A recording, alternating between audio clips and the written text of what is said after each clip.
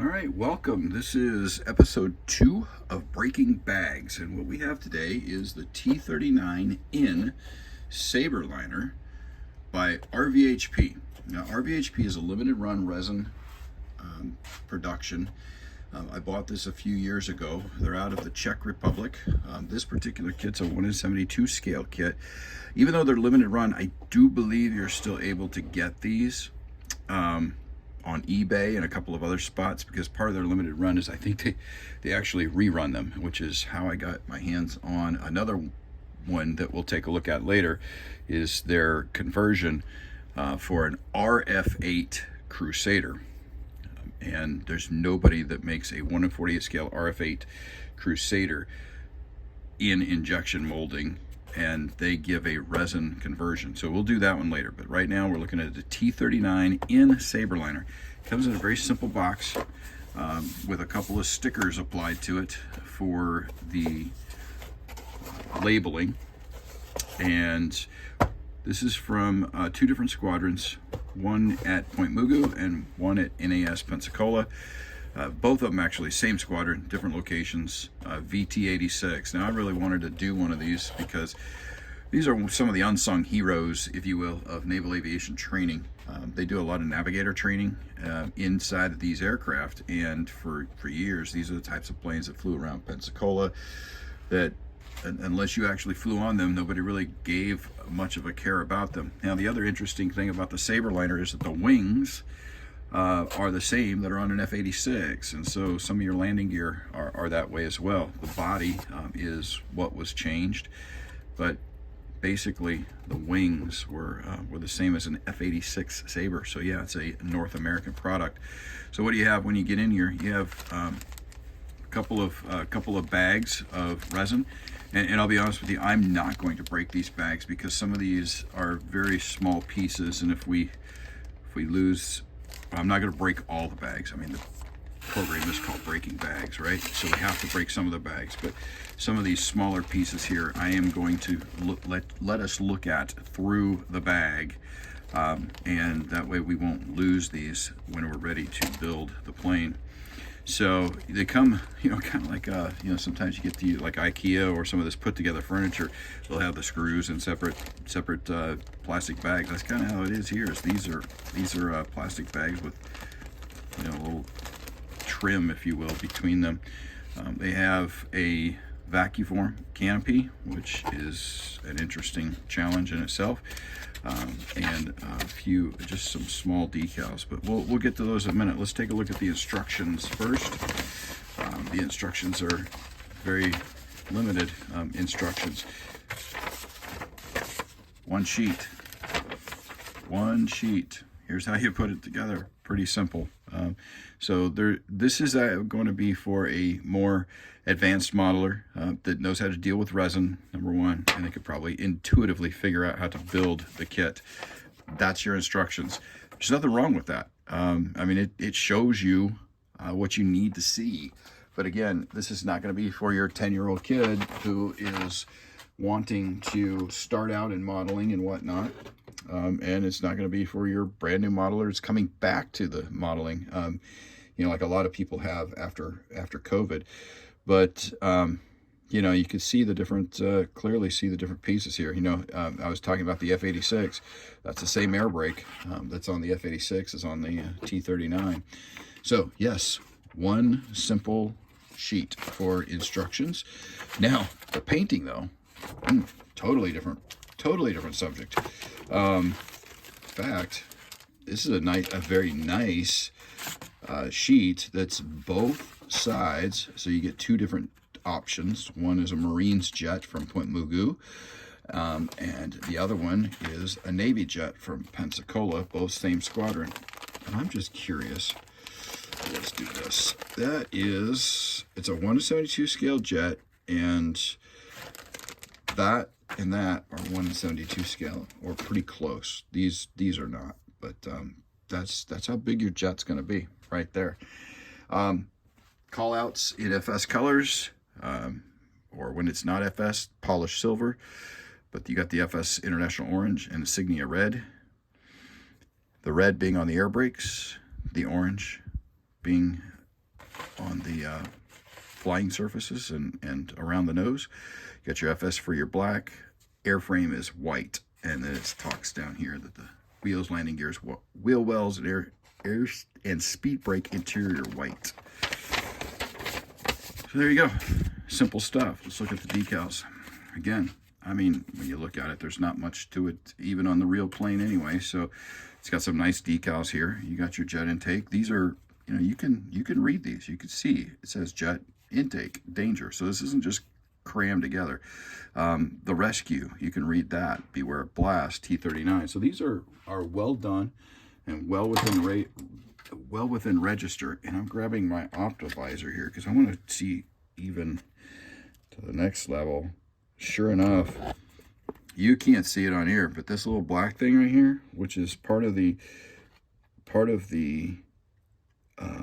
emergency procedures, says turn handle, wait 10 seconds, push door in. So that's the emergency procedures for the door.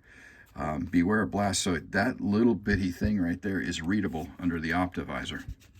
Really kind of neat. So they've done a really good job on the decals. Very good job. You don't need a lot on this jet, and so why give a lot? They've given some nice decals. They're very clear. Again, under the optivisor. Oops, just hit the camera.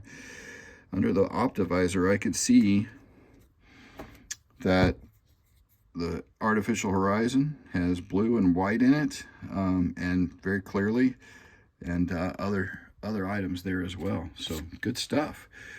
I would give the decals an A+ on this, and the instructions themselves,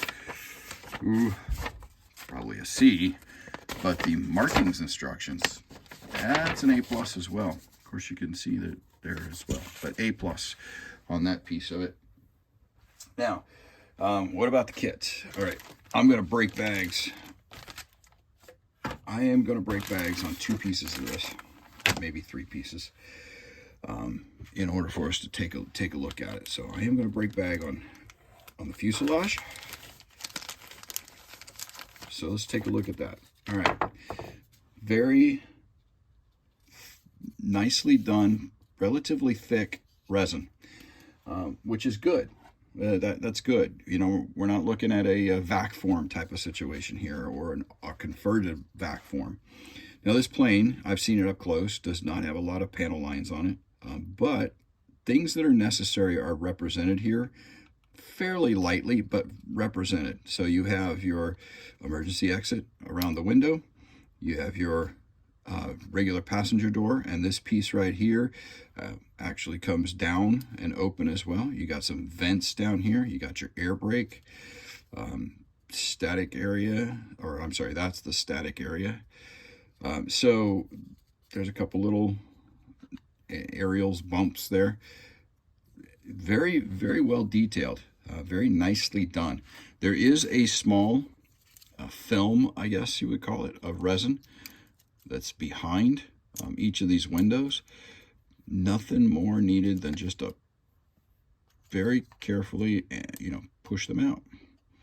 It's not that difficult to do, and if you do it right, no problem, no harm, no foul. There's a little bit of flash down here, but again, you're talking a limited run resin. The people that would buy this are people that are serious about modeling, and probably, I would argue, are also very interested in the Saberliner. My interest in the Saberliner is I try and collect 1:72 scale Navy aircraft, and maybe someday I'll have a copy of every one of them. I don't know, but that's that's what I work with. All right, so we'll break bags here on the wings. We'll get an idea of what the wings are like. I have to be careful with these so they don't break. All right, so again, nicely detailed. You cannot put the flaps down. Can't change the ailerons. There's supposed to be a light out here, but you just paint that and it'll be fine. The engraving is fine. I like the fact that you have the slats that can come out, because I'm guessing, I need to go and double check, but I'm guessing like a lot of the planes from the 1950s, including the A4 Skyhawk, these were not or are not operated by some sort of mechanism, but are gravity type of scenarios. Skyhawks, the A4 Skyhawks, their slats are all gravity related. So they'll just, sitting on the ground, they'll just slide forward. I'm wondering if that's the case here. I don't know. You got a little bitty slot down here for the landing gear, the rear landing gear. You see the bigger slot on this side. So again, very well done. Let's just play around with it here and see what it feels like putting it in and how it fits in. All right. The fit on this could be a little bit better. There's a pretty significant lip right here that we'll have to scrape off or play with. But it does go in there. It does give some alignment. You'll need to do some cutting and sanding right here, and perhaps part of that, the lack of preparation before gluing it on is part of my problem as to why it's not sitting the way it should be. But I mean, again, 172 scale kit should be fine going on there. I don't see anything that's a showstopper here. Nothing that's a major problem. All right, your landing gear is in black resin. You've got all your little windows here, and this is the part I don't want to break open because you end up losing one at some point.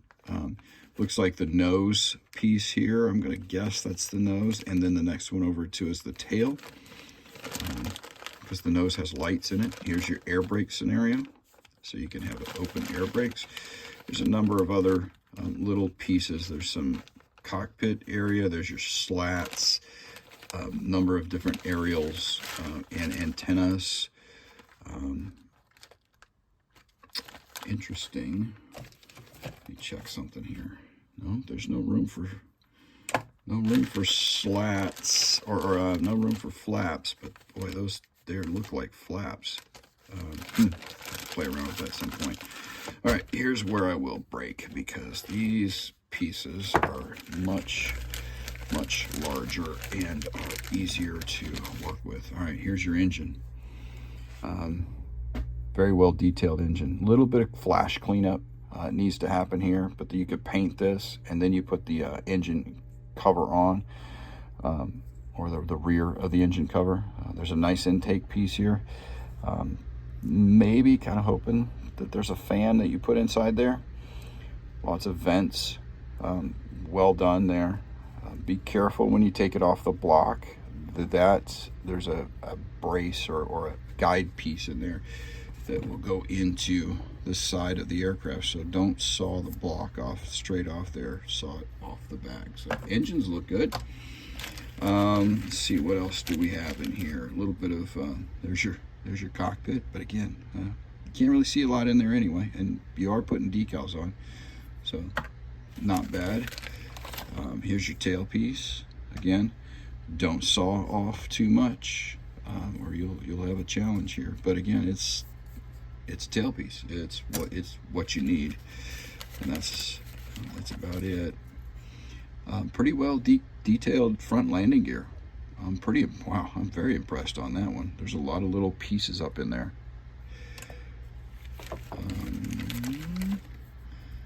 There's your horizontal stabilizers.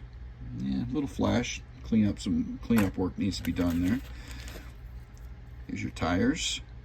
Again, I can actually see through that, so they've done a wonderful job in creating a spoked tire there. It's not perfect, but man, that's small anyway.